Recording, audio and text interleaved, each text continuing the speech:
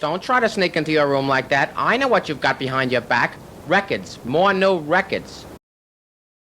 Okay, it's day two. Day two of Warsaw Audio Video Show 2025, and we're going to go into the stadium again because I forgot some things I was supposed to do yesterday. And also, Technics introduced a brand new turntable that didn't show up here until after I had left. And I want to go see it live.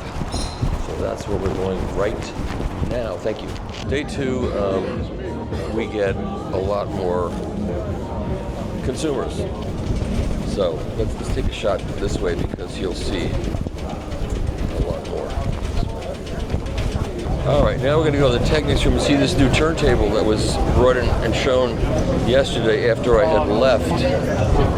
So let's see it. All right, this is the new turntable that they just introduced. And this is the 1200GME, limited edition. And I have to get the press kit to get all the details on it, but putting out 1,000 fires to feel so bad, to feel so good. Sweet smell of kernel, going one cigarette. It's a cosmic congregation, but you ain't seen nothing yet. It's an open invitation. let's see what this looks like with people in it.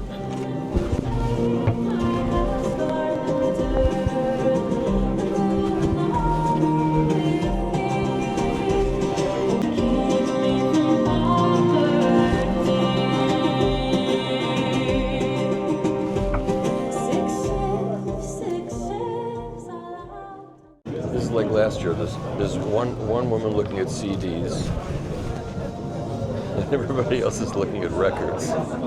Here's the stadium, just in case you want to see what it looks like. Pretty neat place. This is really great, actually.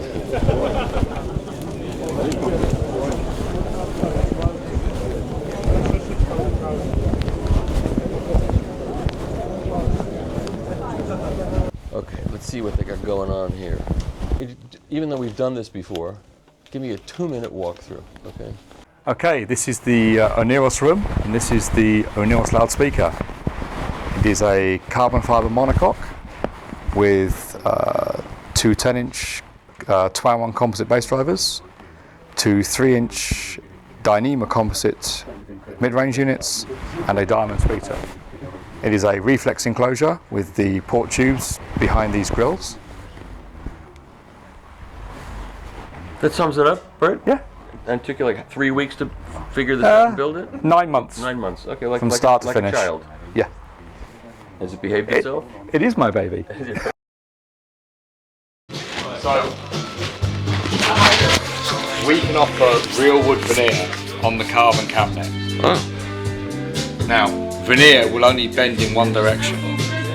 So there is one company in the world, they're based in Germany, and they've specialised in bending veneer across multiple axes.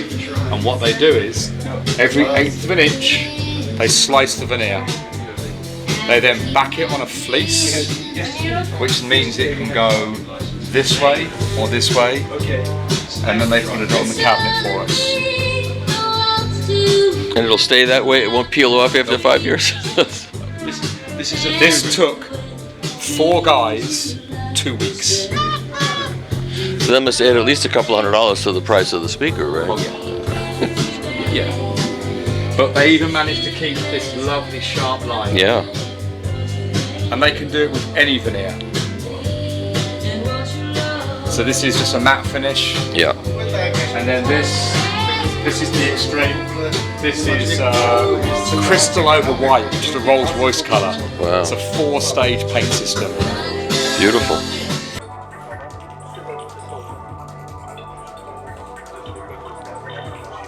Whoa.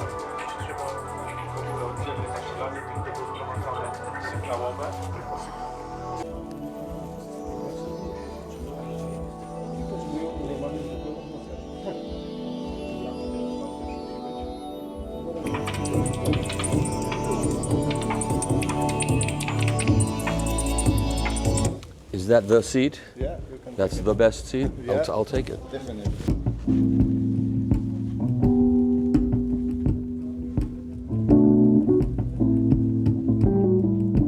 Okay, so we've got fully electrostatic loudspeaker. Here we've got 4 panels. It's a bass panels. They are bass panels. And what is interesting, in those diaphragms, they are hand tuned. And every of the panel is layered by 3 foil in the diaphragm, right? So as I said, it's hand tuned. So every of these 4 panels, bass panels, are for the different frequency range. Okay, so this is, I don't know, 35 till, I'm not technician, but you know what I mean, yeah. that different frequency range.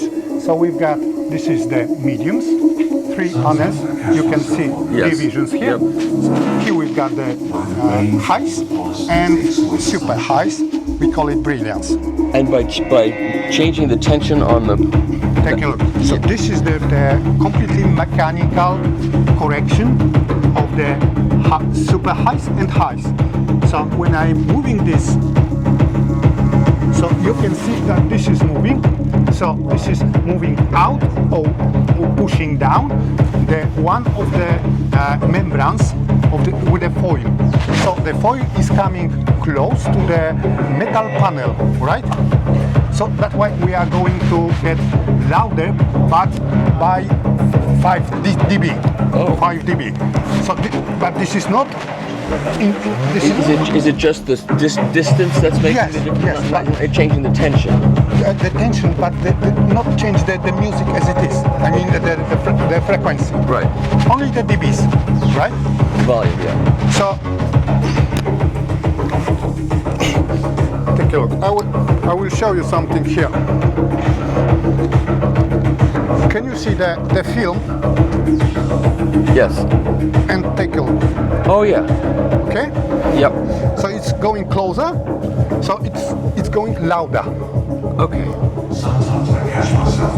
Where are these manufactured? In the middle of Poland. Oh, it's Polish. This is Polish production. Fully product in Poland, and we have no subcontractors. Every part of this speaker is made by us. And what's the frequency response of the speaker? 35 in a low. We can say, I don't know, 22, 23. Yeah. The measuring tools finished the, I don't know how to say in English, they finished it was measured by 23 and because the tool ended in the scale. That's enough. That's enough. And so if you add a subwoofer to this, it would probably be a good idea. Once again, please. A subwoofer to get down to 20 hertz, you'd want to get below 55 hertz. I can play 20. Oh, you can? I can. You will hear it. But this is insane because this is not the sound. This is the impulse of the room. The room. Yeah. Okay. Fair enough. And what does this cost? For the show, it's 80,000 euro for per. Yeah. So after the show, it will be around 100,000 euro. Okay.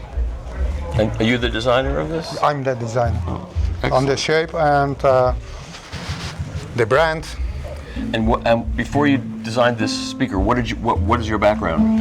I'm a teacher. I'm the lecturer on the Academy of Fine Art in Warsaw. Oh. Yeah, so I did some speakers before, but since, I don't know, 5 years, I'm trying to reshape the world of the speakers. Yeah. Excellent. Well, thank you so much for giving me the tour. Thank you.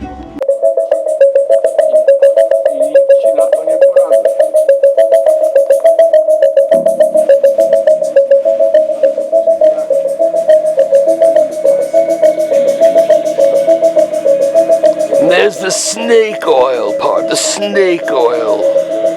And they're using Ypsilon Electronics. Okay.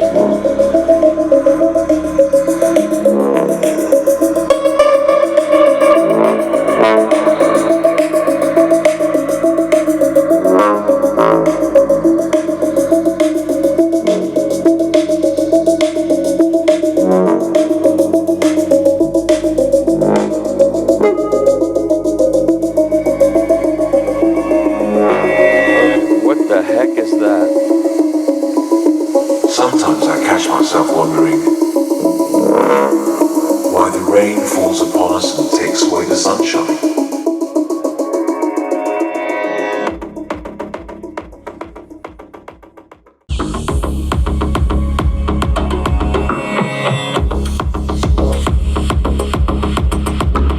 So now we have the Hyperions powering the full speaker. These are unused, Aelius unused. They're just not being used right now. You're using those? No, yeah, okay. Only the Hyperions. Yeah, right, okay. So here is the DAC 1000 SE with discrete resistor ladder DAC. Okay. And tube output stage. And here we have the PST, the anniversary model, which we presented in Munich this year for our 30 years of being as a company in the business. Okay. And then we have, on the bottom, we have the Telos grounding system. And then we have a Tycho server. Okay. And these are power supply, Ethernet switch, and router. Okay. And then everything's repeated over here? Yeah. Okay, and the speakers, he's outside, but... The speakers are the Chroma. I'm not sure about the model. How much do they sell for? Do you know? Not sure. Not sure. Something like 400. 400? Okay, that makes sense. It costs 100,000 to move them here. Yeah. Okay, that's great. Let's get back to music so these people don't get mad at me. Okay.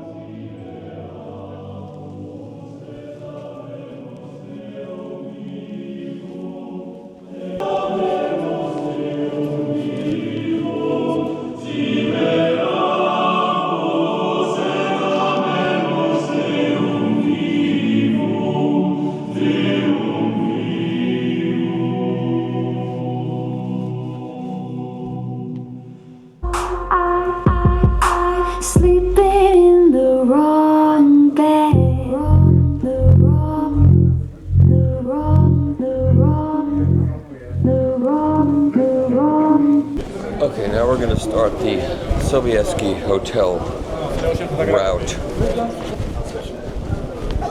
Hey there. Okay, you spend a minute looking at the records.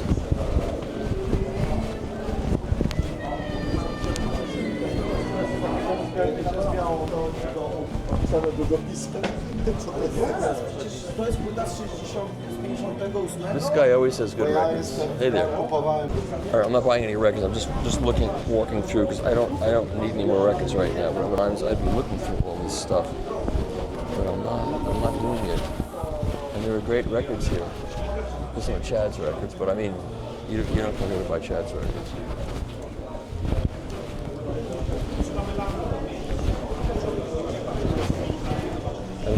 You could spend your whole show.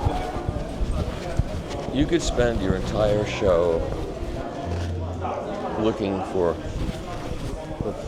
Serge Gainsbourg live. You know this is a reissue.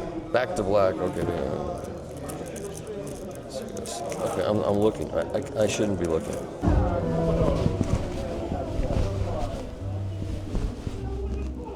Okay, this guy we know. We know this guy. Murek.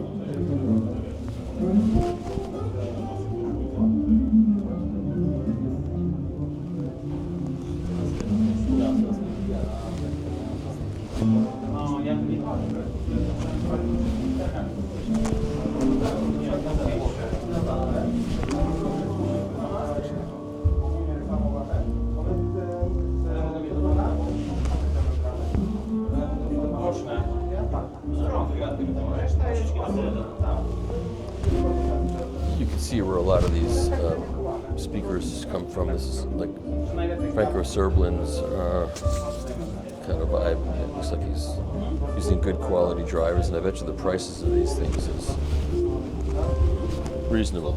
We'll never see most of these products in the United States, especially Opium 2. If you brought the Opium 2 speaker to America, it would be ripped apart in customs. Okay. Or they would blow it up on the boat. They'd blow up the boat. Let's see what's here.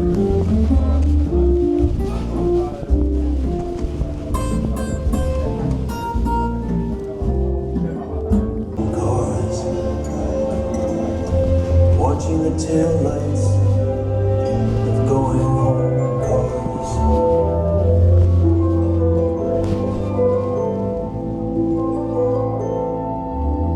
This is obviously EAT. Radio plays old-time music from younger days.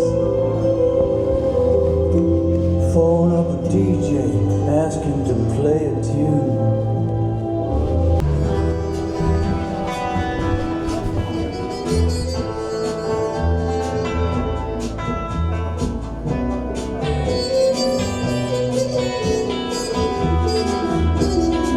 I can see the way this ends.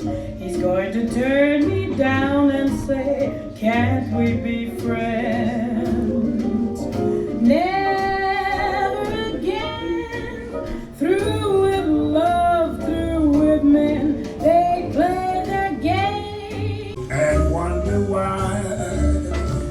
It's the world premiere of the Ars Cinema Photo Freedom.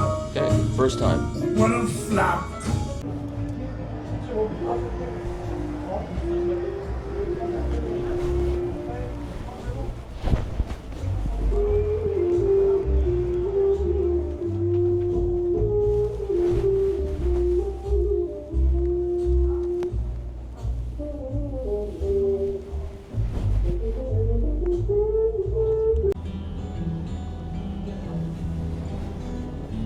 Oh, I beg you, can I follow? Oh, I ask you, why not always be the ocean?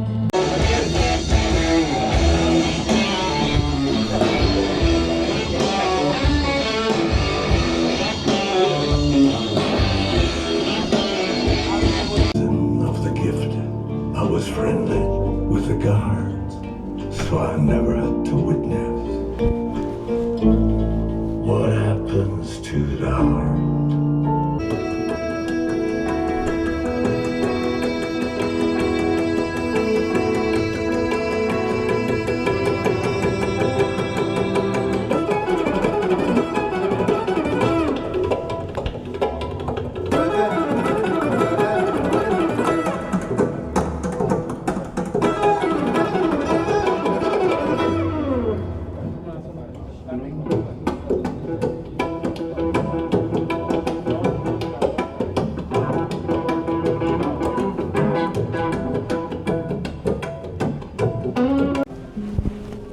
Thank you. Thank you.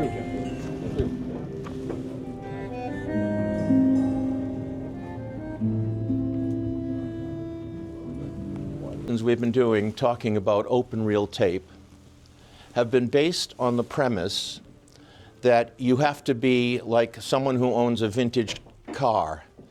No one was making tape decks, and the only pre-recorded tapes cost a fortune, and usually they were music you never heard of. 500 euros to listen to a Dutch jazz trio. No one is going to spend that kind of money on a tape. The decks themselves, the last ones were made around 2010 for studios. If you bought a secondhand tape deck from a studio, it was probably worn out because it had so many hours on it. If you bought a domestic one, it was probably 10 or 15 years old and needed as much service as you probably paid for the machine. I'm not going to tell you that it has suddenly become affordable, But the two things that have happened that have changed the whole dynamic for reel-to-reel, number one, Revox, one of the great names in reel-to-reel, has brought back open reel tape decks. They're doing it in three ways.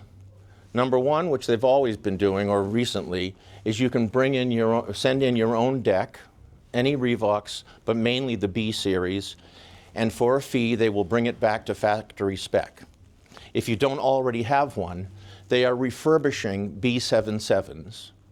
And the third thing, and the most important thing, is that they have announced the Revox B77 Mark III, which is a brand new machine. Before this came out, the only things you could get were the Metaxas, which I think starts at about $25,000 or $30,000, or the Ballfinger, which also had that kind of price. Now, I don't want to mislead you. The B77 is not inexpensive. It's about 18,000 pounds.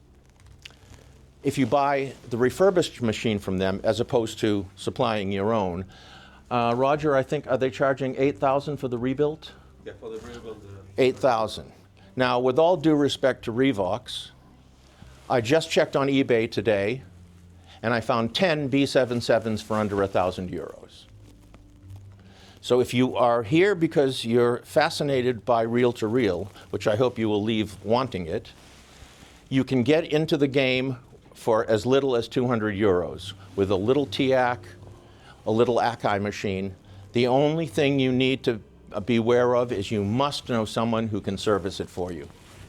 It's mechanical, so it needs lubrication, maybe new belts. It'll probably need new capacitors. The second good news is not one, but two sources are bringing back pre-recorded tapes of people you've actually heard of. Revox is bringing out pre-recorded cassettes and reel-to-reel, and they've already announced Yellow and Alice Cooper and Sirius Classical.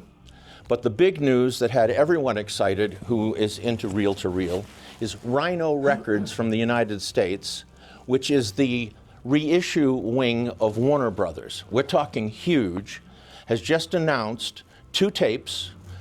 There'll be this format, 2-track, 10-inch, 50 nips per second. They're bringing out T-Rex and Yes at prices 40% below what the audiophile labels are charging. Now again, these are still expensive. I can't afford $299 for one album. But if you are in that position, this changes the game. And what people like Roger and myself and my colleagues who love reel-to-reel we're hoping it's a success. The key will be with Rhino, they are limiting these tapes to 500 copies each because they're taken off the master and you can only do so many copies.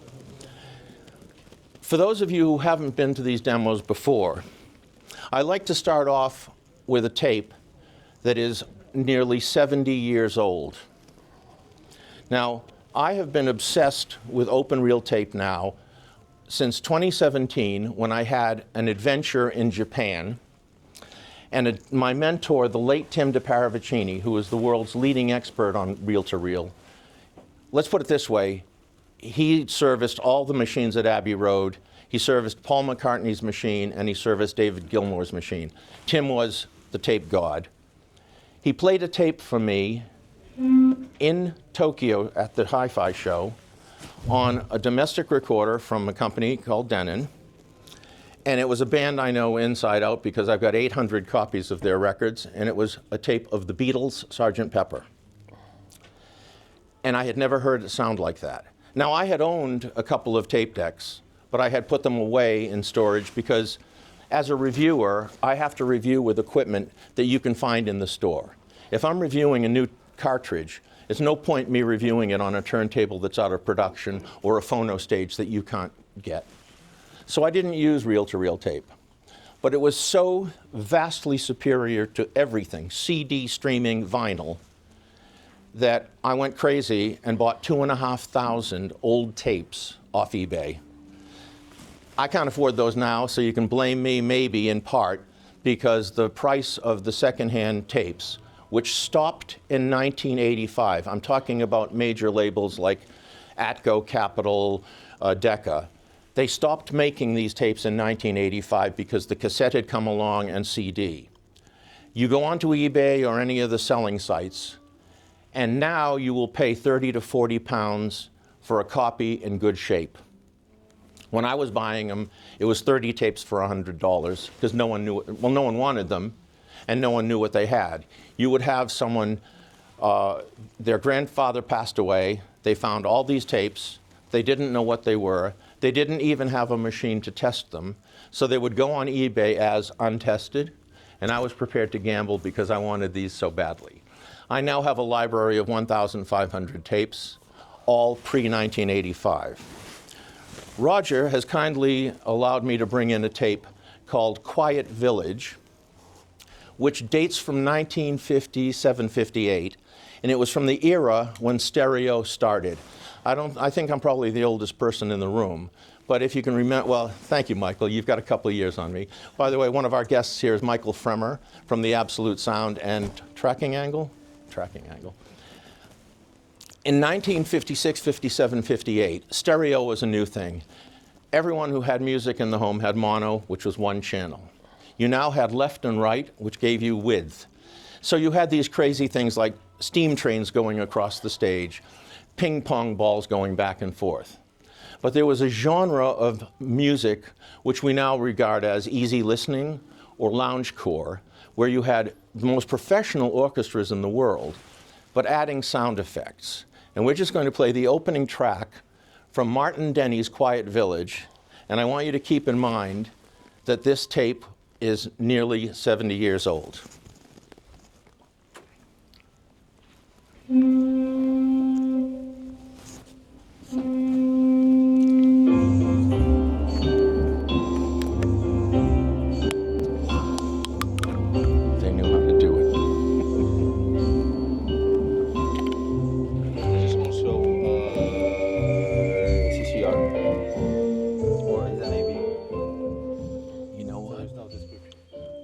Over here, I could hear one element of tape, which is indisputable, which is that the bottom end is true stereo because it's, until CD came along, you didn't have two separate tracks because vinyl has to, well, I forget what the technical reason would be, but a stylus cannot track bass without skipping out of the groove below a certain frequency. So in theory, you would get better stereo from reel to reel, as I say, until CD came along because the digital was completely true left and right. That kind of music was mainly for showing off your hi-fi system. And all of you are here at a hi-fi show, so you know that one of the reasons you choose a certain track or a certain album is to sell the hi-fi equipment to you. So it's always a sonic spectacular. And those who are old enough to remember will think of things like the Telarc 1812 that had cannons, Flamenco Olé from JVC label where they were banging their heels on tables and it destroyed a number of bass drivers. But no one listens to that stuff for pleasure. And I would actually worry for anyone who listens to the Sheffield track record for pleasure. Or for that matter, the SME setup album. I brought along tapes, which we hope are at the right speed, of two of the biggest selling albums of all time, both of which came out on quarter track tape. Now before we play these, for those of you who are not familiar with how the tape formats work, when pre-recorded tape first came out, it was mono. But they used two tracks because you could flip the tape over and have the second side of the record, for example. And it basically halved the cost of the blank tape you needed. So all of those horrible little tapes from Great Britain, from the World Music Club or whatever it was called, they were all called two-track mono, which is just nonsense. It was basically mono, and you flip it over to hear the other side. When stereo came out, and what I'm about to tell you will show you why a lot of us have contempt for the record labels, almost as much as the musicians themselves do. The first pre-recorded reel-to-reel tapes played in one direction in true stereo. 2 tracks using the full width of the tape. So, there are 2 variables in the quality of playback. The speed, the higher the speed the better, and the track width. So, 15 inches per second is what these big professional machines use, and that eats up a lot of tape. That was not really acceptable or practical for domestic, except for these expensive audiophile tapes we mentioned earlier. You're spending 600 pounds on a tape, you want that. The first commercial tapes, and my oldest is 1953, were subscription tapes from companies like the Livingston Tape Library. You didn't just go into a store, you ordered these and they were made in real time to order. So the quality was unbelievable. And they played at 7.5 inches per second, 2 channels. This lasted until the end of the 1950s, when the record labels realized that you could do that as quarter track, which meant that you had stereo in one direction, stereo in the other direction, but still at 7.5 inches per second. You don't have to be a mathematical wizard to know that that halved the price of the blank tape. Then, as the quality of the machines got better or the manufacturing got better, they halved the speed. So by the time you got to the mid-1960s, especially for rock and popular, but not so much for classical or soundtracks, the speed was cut to 3 3/4, which is only twice the speed of a cassette. Now, in my adventures with all these tapes, what emerged, and this is like a history of high-end audio, the highest survival rate of all of these tapes, and the survival rate was astonishing. People were telling me, oh, the tapes would crumble when you opened the box. No. Print through where you get a pre-echo. No. The survival rate was higher than if I bought 2,500 used LPs. Okay? So what happened was the founding audiophiles were grown-ups with money, not kids. Not kids buying 7-inch singles of Elvis Presley and Eddie Cochran. So, what did grown-ups listen to in the 50s? Jazz, classical, easy listening, and musicals, whether they were film soundtracks or stage. The recording quality on all of these is astonishing. Now, I'm a boomer of the rock generation, and it wasn't the kind of stuff I listened to. It was my father listened to. But because of these tapes, the sound quality was so seductive, I'm now listening to things like Mantovani, James Last, and movies that I would never see, Sound of Music. But the recording quality and the survival is exceptional, so any of you that do go on to eBay or whatever looking for tapes, those are plentiful. You get to the rock era, and rock tapes were made from about 1963-64 till 1985. The Beatles, Pink Floyd, The Who, Bob Dylan. Very low survival rate because it was younger people using them who didn't care as much about about handling this stuff. I have opened up tape boxes and almost got high from the smell of pot. Sorry, marijuana. And you could tell that some of these guys spooled these tapes stoned out of their heads. And I remember being at university with the guys that had the big hi-fi systems, had open reel tape decks, and they were not careful. So the survival rate on rock tapes is low, which is why they're so expensive. You will pay probably €1,000 for a Pink Floyd tape. The reason why the Beatles and Bob Dylan are less expensive is because they sold in greater numbers. You will pay thousands for a Queen reel-to-reel tape. On the other hand, soundtracks, you will pay €5 for the Sound of Music. Now, I don't know how I got this, because it was never released this way. And I hope, Michael, that it's at the right speed. Me too. I got a copy of the master tape of one of the 10 best-selling albums of all time, and I'm hoping that most of you will recognize this as soon as we hit play.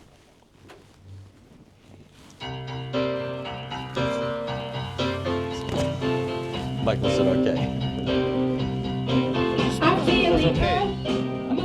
song from last night. Number of tape enthusiasts who, whether recording their CDs to tape or their vinyl to tape, insist that the tape copy sounds better. Now, logic dictates that that is absolutely impossible. How can a copy sound better than an original? There has to be some kind of loss. But whatever it is that I cannot put my finger on, and this also applies to tubes, valves versus transistor, there's an amelioration, a pure analog sound, even if you recorded a digital source, that somehow comes through with reel-to-reel tape. Now, I want to caution you again, I have to keep repeating this because I don't want responsibility for any of you who buy a machine and then it costs you more to get it working than you paid for the machine. Going into reel-to-reel is not an easy change for an audiophile. It's not like streaming where the only thing you have to do is subscribe. You have to be a hardy soul. You have to be the type of person who spends 3 hours setting up your cartridge and the kind of person who actually listens to AC cables. This is even worse. This is an electromechanical machine that is so complex that when you take the cover off a reel-to-reel tape deck, you understand why they're so expensive and why most engineers don't want to get near them. But the results aren't just for us audiophiles. There's a reason why the studios are going back to reel after decades of playing around with multi-track digital. And right now, I was recently informed that the most desirable studio decks are going for 80 to 100,000 euros. 20 years ago, they weren't going for 80,000 euros, they were going for scrap. Now, the survival rate of decks like this, as I said, I check out eBay every once in a while for articles. You can do this, but be prepared. Be prepared to hunt in boot fairs and secondhand shops and junk shops and charity shops for tapes. Some of you may get lucky and have a relative that was a tape enthusiast. My father was a tape enthusiast, but unfortunately I left his tapes in the States because I didn't want to listen to Glenn Miller for the rest of my life. But it is doable. And again, I have to say it's a rich man's toy, but thanks to Rhino and Revox, open reel tape has a future. Before we get to the blockbuster I want to play for you, Roger, who has a collection of tapes like mine, reminded me that in the early days of stereo, they recorded music for strange reasons. Music to dance to is obvious. Music to play tennis to isn't. But here's a tape, music for dining. Now, I hate music in restaurants. I want to concentrate on the food, especially if the music is too loud. And if you've ever been in the Hard Rock in London, you know you can be distracted. This happens to be 2-track from that first generation on RCA, which on vinyl as well is one of the golden labels that you just want their stuff. And for people of a certain age, will know the name the Melocrino Orchestra. Now, a cynic would call this schmaltz. But these guys could really play. And when we were cynical brats listening to the Rolling Stones and taking pot shots at people like Percy Faith and James Last and Lawrence Welk, what we were forgetting is that these were the finest musicians in the world, being recorded in the best studios in the world. And what we have to remember here is while we're all here because we love music, what separates us from just someone who just uses their earbuds is we also care about the sound. And why I fell in love with reel-to-reel is because it's seductive. And although I'm not about to have candles at dinner with my wife, she would laugh in my face, this is what would have happened 70 years ago.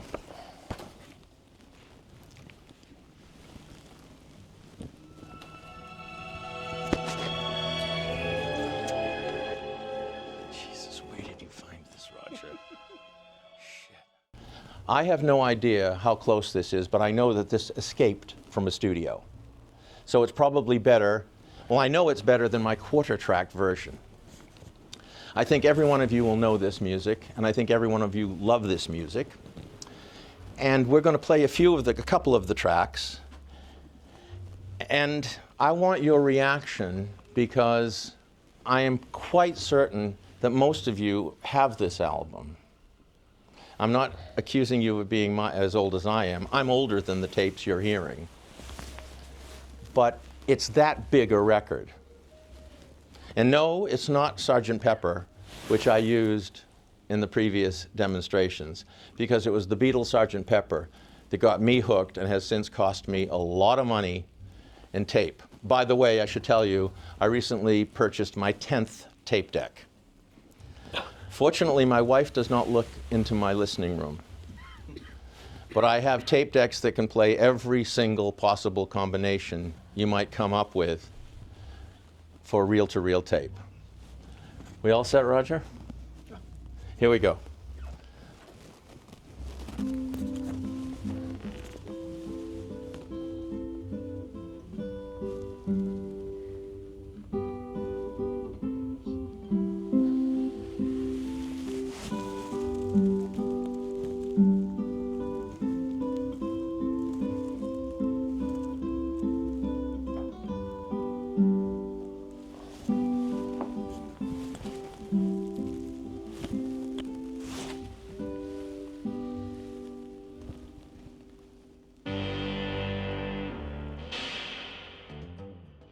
Bookends. And what I noticed when I first got that tape was how remarkably rich and solid and impactful the bass was. And I then played it against an audiophile pressing of the vinyl. And as good as that was, don't get me wrong, I listen more to vinyl than tape because I have more LPs than I have tapes. But it showed to me that at the very least, the frequency extremes on open reel tape are almost impossible to match with other formats. Where it also gives you more than the other formats, in my opinion, this is not scientific, in my opinion, is in the sound stage it recreates and the front to back depth of the music. Now, I just find it easier to listen to tape. And this is no Dolby, and I don't think any of you were suffering from tape hiss. Dolby was not used to a great extent with open reel tape commercially as much as it was on cassettes, which needed it more because cassettes were at a slower speed. I have a few Dolby open reel tapes, and it doesn't really enhance the situation much.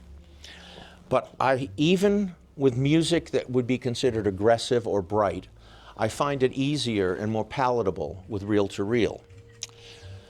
The next track we're going to play, which is the last one, refers back to something I said earlier about how the high survival rate of tapes was the grown-ups' choice in music. This is a recording of a legendary movie, the biopic of the Five Pennies, with Louis Armstrong and Danny Kaye, and I think it dates from '57. And this is Dixieland Jazz. You should all know Louis Armstrong. And the reason why both soundtracks and recordings of the Broadway plays, possibly the Broadway originals, were superior to most studio recordings, the care and the money spent on these was far more at the time than was spent on other artists, number one. Number two, they were always going to be big sellers, so they had to be good. And I think, with the exception of low-budget movies, every Hollywood blockbuster, whether you're talking about Exodus, Lawrence of Arabia, especially the musicals like Camelot, Sound of Music, West Side Story, they were recorded with the best orchestras and the best recording quality. And indeed, one of the probably 5 most valuable records, as far as audiophiles are concerned, is the Casino Royale soundtrack. Now, that is not classical in the sense that the whole thing was written for the movie, because they had the Tom Jones track was probably recorded in a different place than the Dusty Springfield track. Another one that I recently acquired, the Magic Christian Music, had some extant rock tracks added to the incidental music, but the sound quality had to be spectacular to survive the sound systems in cinemas, which in theory should be better than anything we have at home. We know now that that's no longer the case. I wasn't around to know what an early stereo cinema would have been like through, Michael was, through massive Western electric horns that were used in the cinemas. My memories of seeing Cinerama in around 1959 was more about the visuals than the sound. But these were spectaculars, and the soundtracks had to reflect that. So we're going to give you one that wasn't bombastic. This isn't Sound of Music in the Mountains. This isn't Lawrence of Arabia crossing the desert.